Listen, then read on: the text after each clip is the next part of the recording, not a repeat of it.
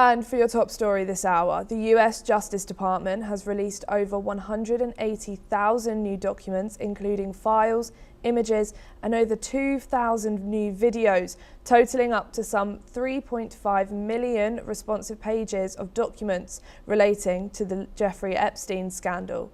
The Department of Justice has stated that over 500 attorneys have been involved with the vetting process, and the release includes, quote, untrue and sensationalist claims about President Donald Trump.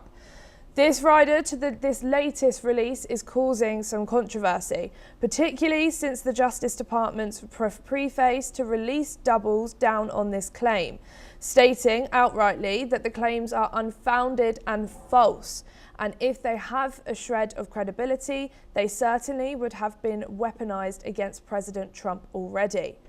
The outrage to this is quite strong, with the authors of the Epstein Transparency Act, Khanna and Thomas Massie, demanding to see unredacted versions of the documents involving Jeffrey Epstein and Ghislaine Maxwell. In a letter to Deputy Attorney General Todd Blanche, they requested a meeting to review files they say are overly redacted. Khanna and Massie want to access to hundreds of thousands of pages, including emails, victim interviews, and key investigation documents. They argue that current redactions limit oversight and public accountability. The lawmakers seek to review these files in person, hoping to understand the full scope of the government's actions in the case. The outrage to this is quite strong, with the authors of the Epstein Transparency Act, Khanna and Thomas Massie, demanding to see unredacted versions of the documents involving Jeffrey Epstein and Ghislaine Maxwell. In a letter to Deputy Attorney General Todd Blanche, they requested a meeting to review files they say are overly redacted. Khanna and Massie want access to hundreds of thousands of pages, including emails, victim interviews, and key investigation documents. They argue that current redactions limit oversight and public accountability, and the lawmakers seek to review these files in person, hoping to understand the full scope of the government's actions in the case. We are now being joined by Alison Mutler in Romania, who's the former AP Bureau Chief. Thank you so much for joining us here today on NewsX World. Hello, Ellie. If the Justice Department says the files contain fake and untrue pieces of information, all of these claims, does that justify withholding parts of the Epstein files, or does it undermine transparency? Well, it's an absolute mess. I mean, the people that want transparency should have access to these files, but then you have to say determine how much is fake in these files and who determines that, and how much is real. And then after that, it's who else has access to them. Are they given to the public? If they're given to the public, are they redacted to protect victims? And other things which are not, legal wrongdoing. So it's very, very complicated, but more than complicated, it's an absolute mess. There has been a lot of pressure, political pressure, I suppose public pressure for these files to be opened, and they are being made public. We now have another tranche of, I think, as you said, 3 million pages, but it's still not the whole picture. And the people who are behind pushing for this transparency want to see everything without the redactions. That doesn't mean, and redactions means just obscuring all the details. That doesn't mean that the public will have access to them. But the people who are behind this move, they do want to see the original documents. That said, if there is false information in those files, who determines that? It's quite a mess, and I don't think we're ever going to have any satisfactory answers. We have had more transparency than we did a few months ago, and files have been open and made public, but then it's up to the public to decide, what to make of these files, whether wrongdoing happened or whether it's just a huge embarrassment to very powerful people like Prince Andrew and other people who are mentioned in the files, like Mandelson, he's a British politician, and also Bill Gates. And how much actual legal wrongdoing, and if there is a legal wrongdoing, what happens after that? Does the Department of Justice pursue justice in these cases? There are a lot of unanswered questions here, and of course, what to do with these files and who can see them. Yeah, 100%. And we've obviously heard that this took a while to come out. These files were meant to be shown public quite a couple of months ago, and it's now late, and it's come back now, and now it's some majority of it is redacted. And now the Justice Department is saying it's untrue. But does labelling claims as untrue and sensationalist protect Trump or risk dismissing legitimate allegations in the Epstein files? I think should the Department of Justice actually make those assertions? They probably shouldn't, but they are part of the Trump administration, and I think it does undermine allegations that wrongdoing may have occurred. Yes, I do think so, but and I think the Department of Justice shouldn't be making judgments on the files that they're fake. How do they know they're fake? In what way are they fake? It's very unclear, and calling them sensationally, that's something a politician should say, not the Department of Justice. And as the public you've briefly mentioned this, as the public receiving all of these millions and millions pages of documents, how can the public trust the handling of sensitive documents when politics and high-profile figures are involved? I think what's clear from what we've seen, what came out overnight with Prince Andrew, or the former Prince Andrew, what's he called, Mountbatten now, and also with Bill Gates and with Peter Mandelson, the British politician, it's quite selective. Obviously, it's the journalists who get hold of it and they decide what's newsworthy. And so they will publish stories that the British, for example, in Britain, the British public know about, or in America the same. So it's also the journalists making a selection on what stories they think are interesting, because there may be some quite powerful people who are not public names. I don't know, business people or hedge funders or whatever, who aren't very well known. And so newspapers or online sites aren't going to make a story out of it. But that doesn't mean that they aren't in there. The only way the public can really have access is if there is a link within the articles, so that members of the public can access that link. Otherwise, the newspapers are just going to pick out the stories that they think their readers will be interested in, and to be honest, what will generate clicks. Yeah. Alison, don't go too far, as we will come back to you in just a moment. Newly released Department of Justice files show Elon Musk had more extensive and friendly communications with the infamous sex offender Jeffrey Epstein than previously known.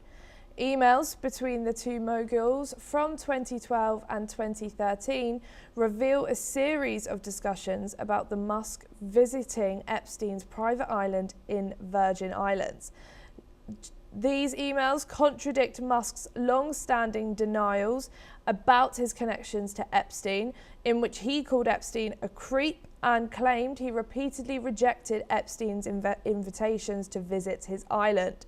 In one exchange from December 2013, Musk asked, "We'll be in the Barts area over the holidays.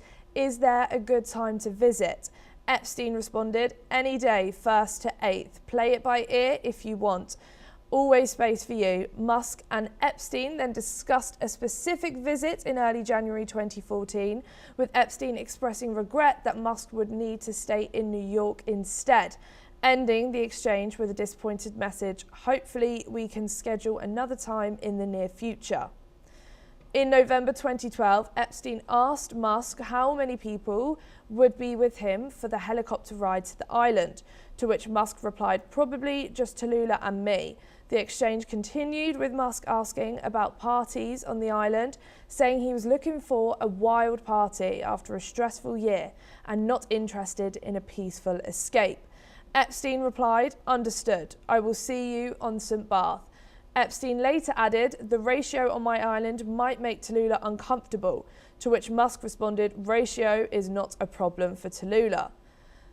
The documents also include Epstein's assistant Leslie Groff making arrangements for Epstein to have lunch with Musk at SpaceX in February 2013 and congratulating him after a SpaceX rocket launched in March of the same year.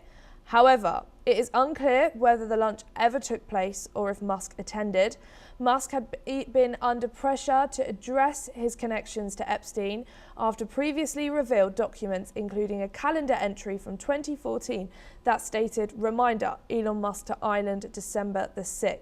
Is this still happening? Musk denied the allegation, calling it false on a post on X, formerly known as Twitter. We are now being joined back again by Alison Mutzler. Thank you so much for joining us back. What challenges do these high-profile figures face in managing reputation and public perception when historical emails or invitations are now surfacing in these documents like the newly released files? Well, of course, that's it. When nobody's talking about legal wrongdoing here, but it is about, as you said, about public perception and social reputation. And the problem for someone like Elon Musk, and he's not the only one in this case, is that so far he's sought very assiduously to distance himself from Jeffrey Epstein and say that he barely knew him or he had nothing to do with him. And now those words are coming back to haunt him when we see a long series of emails. It's unclear from these emails whether he ever actually went to the island and took part in these parties, but it's clear that there was quite a, there was quite a significant exchange between the pair, and there were plans. So this is, for a start, socially embarrassing. It shows that Musk at best downplayed his interaction or his connections or relationship with Jeffrey Epstein, and at worst he lied, which means that does damage his reputation, because it means he can't be trusted, and that is damaging for him, whether or not he actually went there or not. But this is typical in this kind of case. Jeffrey Epstein was totally disgraced. He committed suicide. His former partner is in prison to do with people trafficking, sex trafficking, and nobody wants anything to do with him. At the time, they probably thought they were unassailable. They wouldn't be touched by justice. But as it began to come out, these people, I think, got scared, and including someone like Elon Musk. And so he tried to distance himself and said nothing happens. But now his data is coming out to contradict what he says. And whereas he might not have done anything criminal, there's absolutely no evidence of that. It is embarrassing for him. And it does show that he did, as I said, at best downplay his connection with Epstein, and at worst actually outright lied about it. And does Musk's response, obviously, he was emphasising that he declined all of his invites. Like, he got invites, but he never, ever wanted to go or said he could go or something along those lines. Were they meaningfully addressed concerns raised by the file disclosures, or does it raise further questions about these elite social networks? I think what it shows is there are these elite social networks, and they're nothing to do with politics. People who go out every day publicly and curse each other and speak badly about each other behind the scenes are socializing and getting up to all kinds of sordid, scurrilous things, as is the case with Epstein, and illegal and possibly illegal things as well. And at the moment, he's what we call passing. He's just kind of playing with words to distance himself. But it's clear whether, for whatever reason, he didn't go. It seems to have been there was a problem with his diary, that he had things that kept him in New York he may not have done. But there's nothing in those emails that we've seen that show that he was actually distasteful, because he was actually opposed to going, because he would have answered it in a different way, saying from the start, I don't think I can come. But so I don't think it's very credible what he says, but there is no evidence of legal wrongdoing, just perhaps a massive social embarrassment. And again, I think the public will think, probably quite truthfully, that there is a lot of behind the scenes, these people who claim perhaps to be rivals publicly are in fact great friends and partying and doing all kinds of unsavoury, scurrilous and even illegal things. Thank you, Alison. Don't go too far, as we will be back with you in just a moment.